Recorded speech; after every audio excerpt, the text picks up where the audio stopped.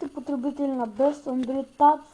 В това видео съм решил да направя ревю на едно приложение. То всъщност е много популярна антивирусна Dr. Web, но аз имам Lite версията. Естествено, ползвате много по-хубави работи, но това на страна.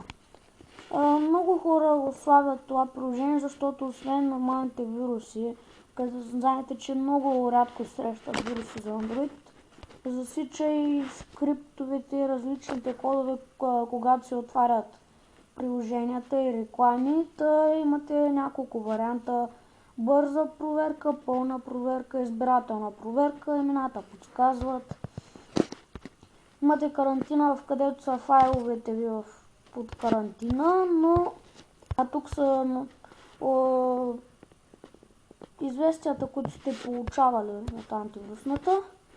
Ето виждате, карантината е празна, много рядко ще ви се случи да намерите вирус, но и няма да са толкова опасни, но все пак да знаете. Тук статистиката, проверените файлове.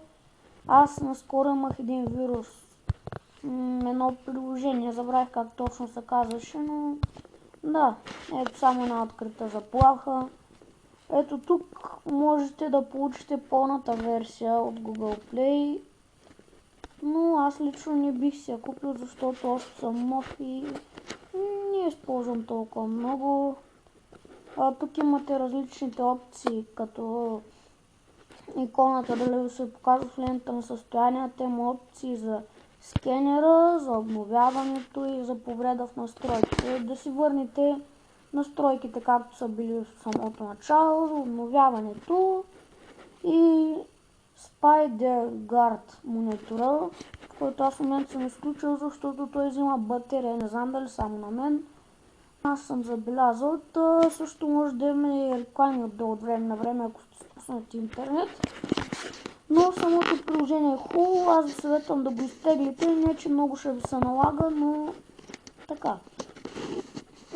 И харесайте Facebook страницата и се абонирайте за канала в YouTube. Дано да ви е харесало приложението и това беше от мен. Чао!